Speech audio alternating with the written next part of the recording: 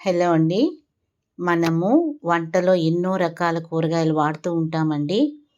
అందులో కొన్నిటిని మనం ఫ్రిడ్జ్‌లో పెట్టుకొని వాడుకోవాల్సొస్తుంది. ఎందుకంటే మార్కెట్‌కి వెళ్ళి చాలా రకాల కూరగాయలు తీసుకొచ్చినప్పుడు ఒకేసారి అవి తొందరగా పండిపోతూ ఉంటాయండి. అసలు ఏ కూరగాయలు తీసుకొచ్చినా ముందు సాల్ట్ వేసి వాటిని కాసేపు నానిచ్చి, ఆ తరువాత శుభ్రంగా కడుక్కోవాలండి. అప్పుడు మనం వాటిని లోపల పెట్టుకోవాలి.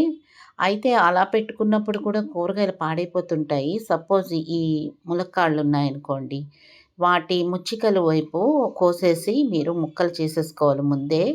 ఈ తొక్కును మనం ఏం చేయాలంటే పారేయకుండా ఒక కవర్‌లో వేసి దాచుకుంటే, ఎప్పుడైనా మనకి ములక్కాడలు లేనప్పుడు చారులో గానీ, పప్పు చారులో గానీ వేసుకుంటే మంచి సువాసన వస్తుందండి.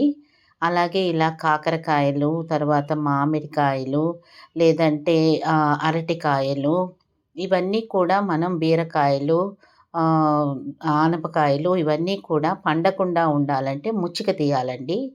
బట్ వంకాయకి మాత్రం ముచ్చిక తీయకూడదండి. ఎందుకంటే ఇది కండ్రెక్కిపోతుంది.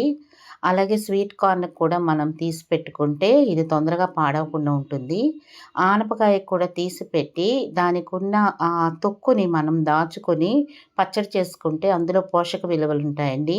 అలాగే ఆనపకాయలో ముదిరిపోయిన ఈ గింజల్ని మనం పిండిలో ఏసి రుబ్బుకుంటే ఇడ్లీలు మెత్తగా మృదువుగా వస్తాయండి.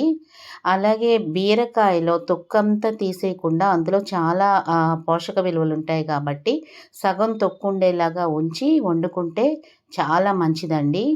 ఇప్పుడు ఇలా తయారు చేసుకున్న కూరగాయలన్నీ కూడా మనము ఒక బాక్స్‌లో గానీ, లేదు ఒక కవర్‌లో గానీ వేసుకొని ప్రిజర్వ్ చేసుకోవాలండి ఫ్రిడ్జ్‌లో.